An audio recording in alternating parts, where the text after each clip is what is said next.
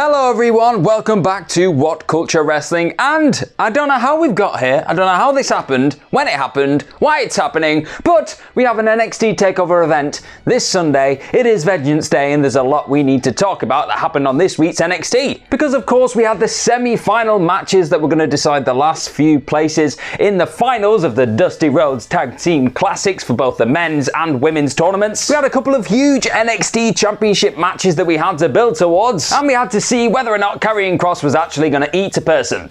Yes, that did not happen, but I kind of wanted it to coming in. So as always, I am Gareth from What Culture Wrestling. We are here to do all the ups and downs from this week's NXT, and I don't think I'm forgetting anything. Oh yeah, we're ready to rock. Let's up some downs for NXT.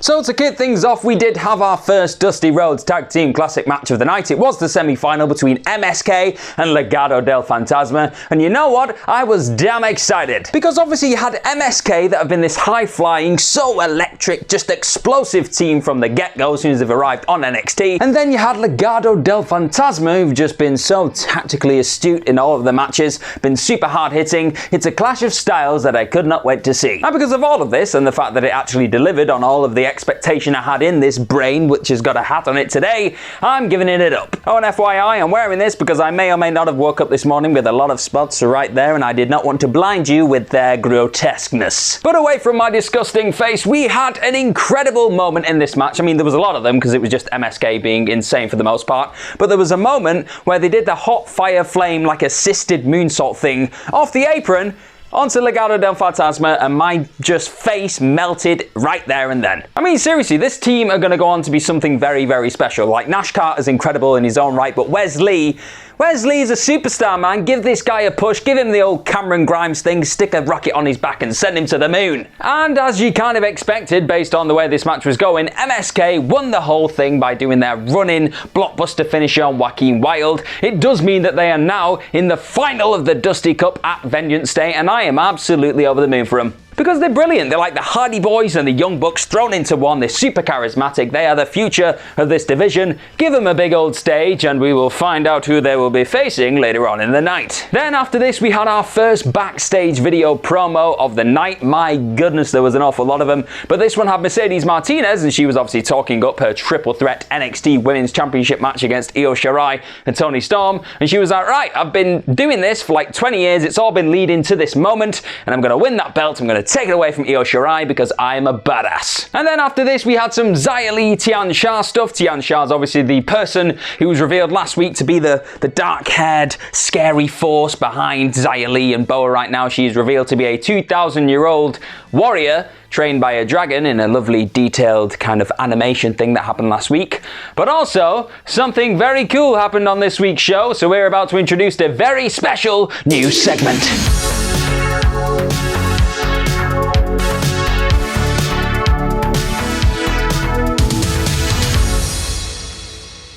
Yes, welcome to the Squash Zone. If you don't know the rules by now, you probably don't because this is a brand new segment, but here is where we rate squash matches. There is a lot of squashes that go down on NXT week to week, and Xia Li was part of another here yet again. So here are the rules. We pretty much have a juicy squash, which is magnificent, and then you have a rotten squash, a disgusting squash, a vile squash, and here's kind of the breakdown of what's what. A juicy squash benefits the person involved who's doing the squashing. There's a lot of hard-hitting action, and it doesn't feel like a waste of time. Whereas a sour, bitter, disgusting, rotten squash involves a bit of a green star being the squasher, involves perhaps maybe somebody who we don't want to see squash getting squashed, or perhaps is just one squash too far. But you'd be pleased to hear in this particular moment it was a juicy squash.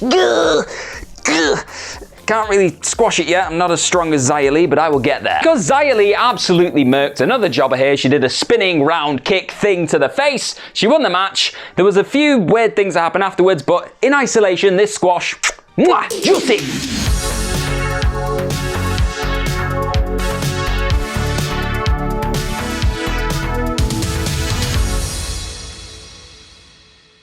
Then obviously the weird stuff going on around this was Kaden Carter and Kacy Catanzaro. They were like, no, Xia Li, you used to be our friend. Why are you being evil now? And it made me think, well, I can't remember that being a thing. And Xia Li obviously just didn't really care for this either, because she attacked Kaden Carter when she got in the face of Tian Sha, which is just never a good sign, never a good move. And then Kacy Catanzaro got beaten up by Xia Li as well. And this was all after Boa had been strangled by Tian Sha on the stage. It was all a bit weird and convoluted, but if it does lead to Tian Sha and Xia Li teaming together to take on Kacy Catanzaro and Kaden Carter, I'm totally on board for that match, because it's just going to be really insanely graphic when Xia Li and Tian Sha get their hands on Kacy Catanzaro. I mean, I know she's a Ninja Warrior and she's done all that stuff and that's great, but Ninja Warrior versus person who was trained by a dragon.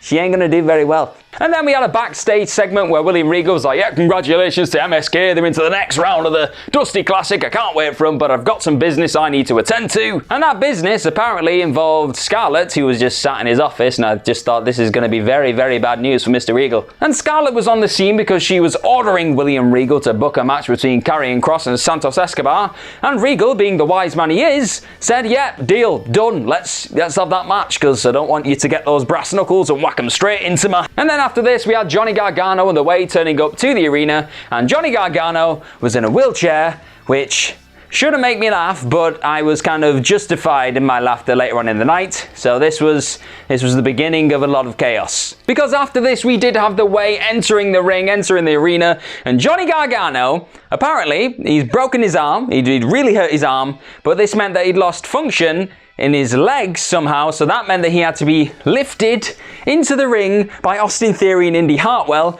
and he just made me absolutely split my sides. My sides were on the floor, I had to pick them up, I had to put them back on, get some sellotape, put them all back on, because it was just hilarious. So we're going to bring up that Gargano meter, here it is yet again. We're going to give it a 78%, because yes, it was very funny. We can't just go straight to 100% every single week, because we'd lose value in this Gargano meter. It's very serious, but it did make me laugh, and a lot made me laugh when it comes to Gargano tonight. Because after this, he made an announcement. He was like, yes, I'm not going to be in that TakeOver match. You may have heard this on Twitter. Austin Theory gave like a very strange promo, like a selfie promo online. And he was like, yeah, that's all because Kushida battered my arm. He's broken my arm, so boo-hoo me. But then William Regal arrived and he was like, no, that's utter nonsense. You've been cleared by the medical staff. You're a silly, silly boy. And Gargano was like, no, I've not. Look, there's an x-ray there on the screen. That's my arm. That's very snapped, very broken arm. I can't do anything. But then Regal very quickly noted that that was, in fact, a right arm on the x-ray, and he'd broken his left arm, and he said, if you had that fracture, you would be in a lot of pain. You're not in a lot of pain now, you're running your mouth. And then they went back and forth for a bit, and then Regal was like, no, you've got two options now. You can either have Austin Theory battle Kushida, and he can be like the surrogate for you in like an NXT North American Championship match tonight,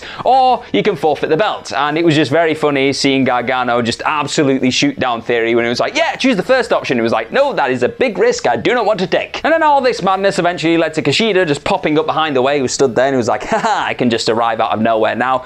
And then he beat up Austin Theory, he beat up Johnny Gargano, he like hit his arm, it looked like he was miraculously healed. It was all very strange, but it made me laugh so many times throughout the entire segment. So for that, just as a general thing, it gets an up. And then after this, it was back to the actual official business that the Way were in the ring for, because we did have Ember Moon and Shotzi Blackheart taking on Candice LeRae and Indy Hartwell in the semi-final, another semi-final for the Dusty Rhodes Tag Team Classic. And this match is also getting an up. So pretty much the sole focus of this match was Shotzi Blackheart and Candice LeRae, because they've been going at each other for like 6 months now. They've been War Games captains and everything.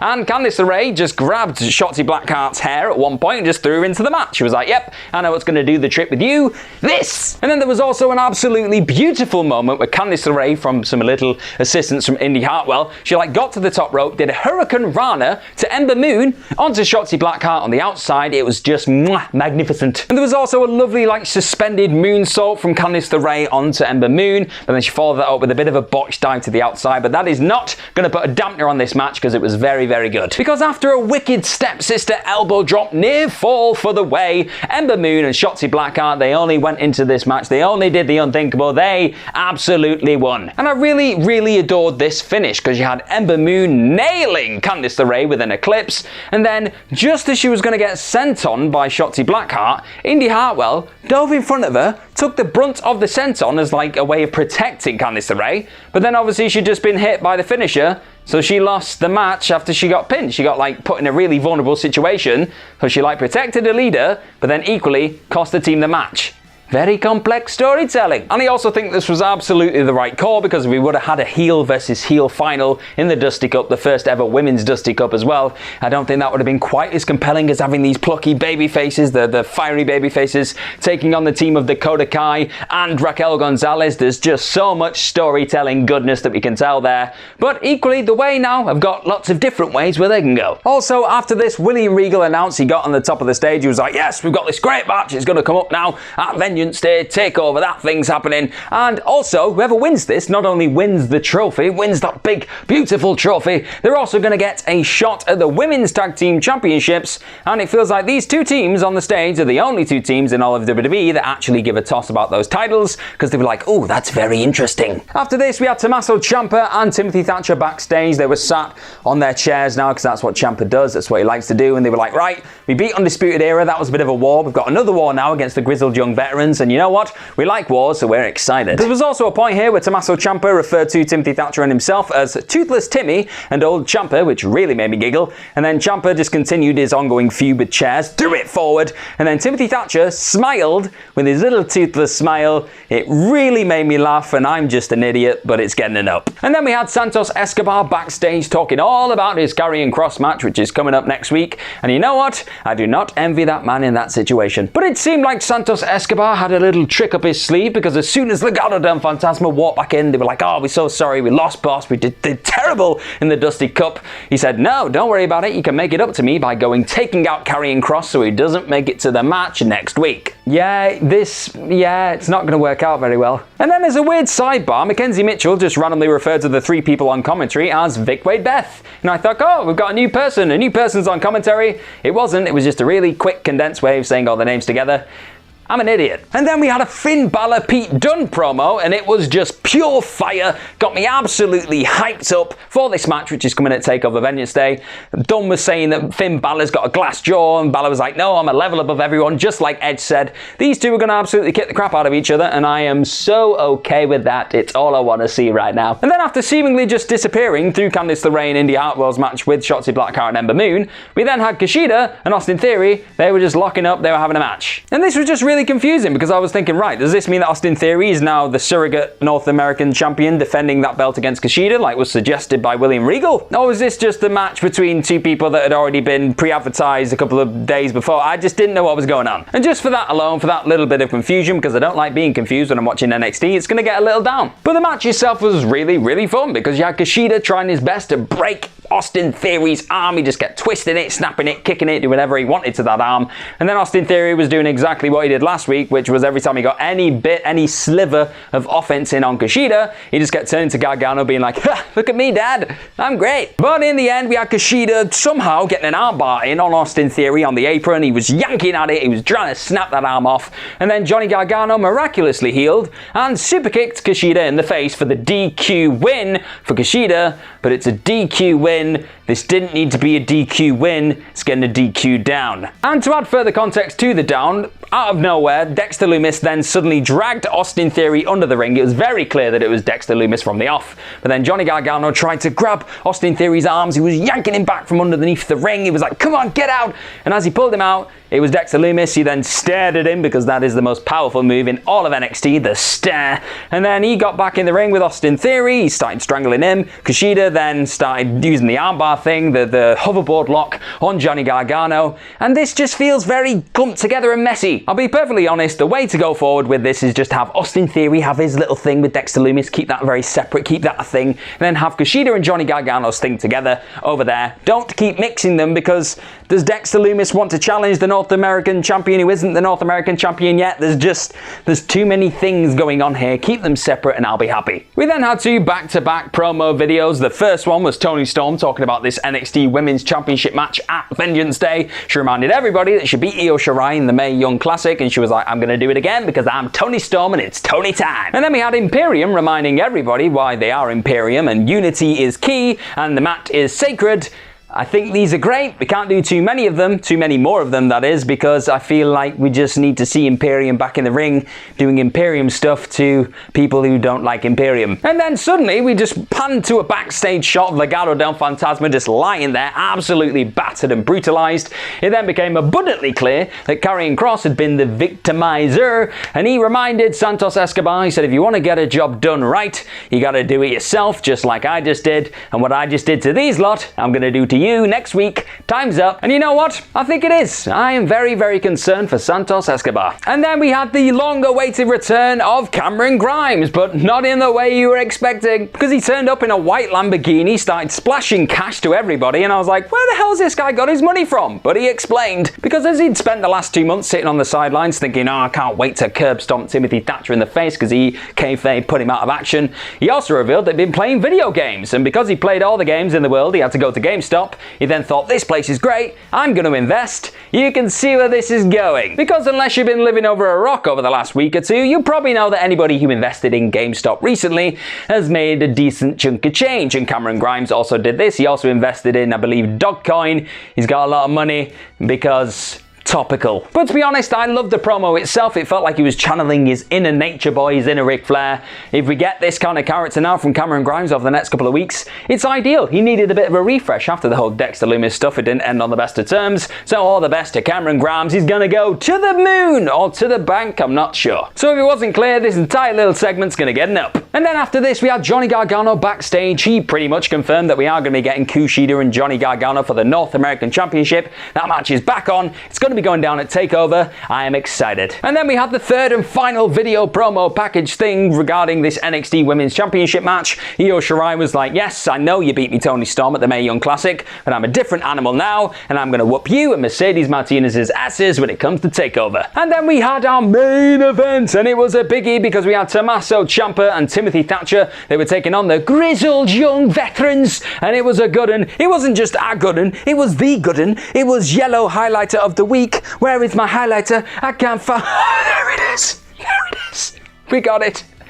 I'm going crazy. Before the match even started, Zach Gibson got on the mic and he was like, you two goofs are absolute fake friends. And you know what? You can take your fake friendship and you can stick it right up your ass. And they didn't do that. They stuck everything else up the grizzled young veterans' asses because they were very offended. But after things had settled just enough for the match to actually start, to actually get underway, Timothy Thatcher decided to brutalize Zach Gibson by just kneeing him in the midsection, which is becoming something of a trademark. Seriously, every single thing that Timothy Thatcher does, it just looks brutal. He sneezes, I wince. What is that? All you need to know about this match is that it was stiff, it was nasty, it was what you wanted out of the pair of them. It's just exactly what I tune into NXT for. But the real takeaway action went down in the closing stages of the match because in a very cute callback to last week, just when James Drake was looking like he was going to get Willow's belled, when Timothy Thatcher was on the outside, he'd done a lot of distracting, just like what happened in the Undisputed Era match the week before. Instead of getting Willow's belled, he got saved by Zach Gibson, and then those two hit Timothy Thatcher with the ticket to mayhem. They are going to Vengeance Day. They are in the finals of the Dusty Cup.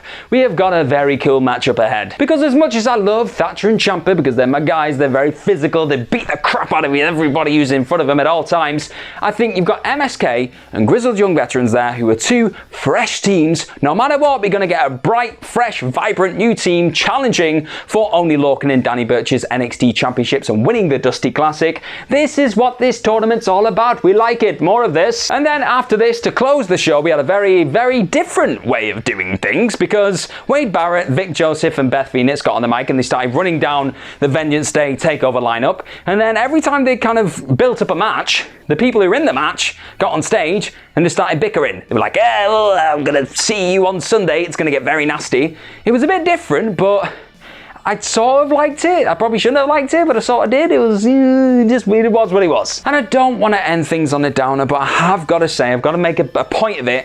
I don't really like the fact that we had both the NXT Women's Championship and NXT Championship throughout the night. The only real build-up that we had, apart from these odd little stare-downs at the end of the night, was all via video package. This is the go-home show before a takeover. We didn't have any physical alterations in the ring, backstage, nothing like that. It was all just compelling, like admittedly compelling video packages, but this is the go-home show. I want to see violence. I want to see them getting in each other's faces and being like, I'm going to take your belt on Sunday. So because of that, I know it's going to be a bit controversial, controversial, but it's my show, I'll do what the hell I want. It's going to get a down, so anything's on a down. I think overall it was a great show, but I think when you've got your main two titles only being built via video packages, it's not a good look. Not a good look. I wasn't a big fan of it. And those have been your ups and downs for this week's NXT. Let me know what you think of all of them in the comments section below. And I know for a fact I've got everything right, so you're going to have no negative things to say whatsoever. But of course, we do have NXT TakeOver Vengeance Day this Sunday, so buckle up and enjoy that ride. I have been Gareth from What Culture Wrestling. Follow myself on Twitter at gmorgan04. Follow everybody here at What Culture at What Culture WWE.